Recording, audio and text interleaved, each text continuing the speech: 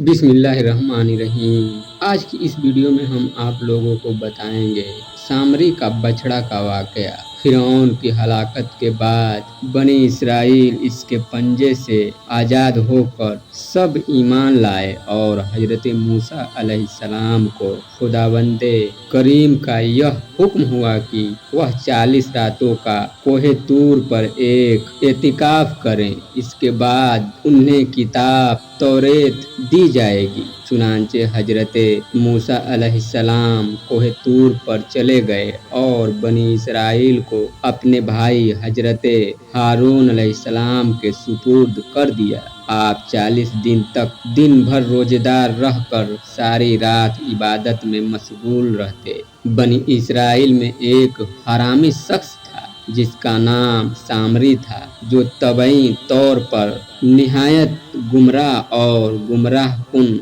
आदमी था। इसकी माँ ने बिरादरी में रुसवाई व बदनामी के डर से इसको पैदा होते ही पहाड़ के एक गार में छोड़ दिया था और हजरत जिब्राइल अलैहिस्सलाम ने इसको अपनी उंगली से दूध पिला पिला कर पाला था, इसलिए यह हजरत जिब्राइल अलैहिस्सलाम को पहचानता था। इसका पूरा नाम मूसा सामरी है और हजरत मूसा अलैहिस्सलाम का नाम भी मूसा है। मूसा सामरी को हजरत जिब्राइल अलैहिस्सलाम ने पाला था और हजरत मूसा अलैहिस्सलाम की परवरिश फिरऔन के घर हुई थी, मगर खुदा की शान की फिरऔन के घर परवरिश पाने वाले मूसा अलैहिस्सलाम तो खुदा के रसूल हुए और हजरत जिब्राइल अलैहिस्सलाम का पाला हुआ मूसा सामरी काफिर हुआ और बनी इसराइल को गुमराह करके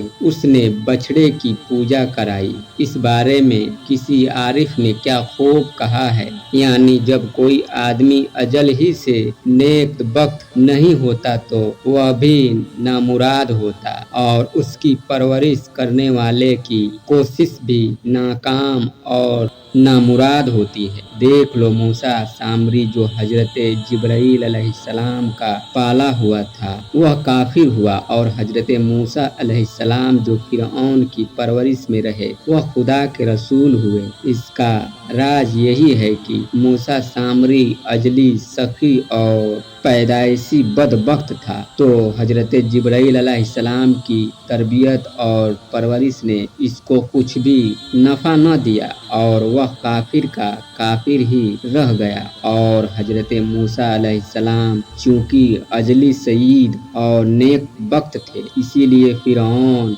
जैसे काफिर की परवरिश से भी उनको कोई नुकसान नहीं पहुंचा। जिन दिनों हजरत मूसा अलैहिस्सलाम कोहे तूर पर मोतकिफ थे, सामरी ने आपकी गैर मौजूदगी को गनीमत जाना और यह फितना बर्पा कर दिया कि उसने बनी इसराइल के सोने चांदी के जेवरात को मांग कर पिघलाया और उससे एक बछड़ा बनाया और हजरत जिब्राइल अलैहिस्सलाम के घोड़े के कदमों की खाक जो उसके पास महफूज थी, उसने वह खाक बछड़े के मुंह में डाल दी तो वह बछड़ा बोलने लगा। फिर सामरी ने बनी इसराइल से यह कहा कि ये मेरी कौम हजरत मूसा अलैहिस्सलाम कोहे तूर पर खुदा के दीदार के लिए तशरीफ ले गए हैं, हालांकि तुम्हारा खुदा तो यही बछड़ा है, लिहाजा तुम लोग इसी की इबादत करो। सामरी की इस तकरीर से बनी इसराइल गुमराह हो गई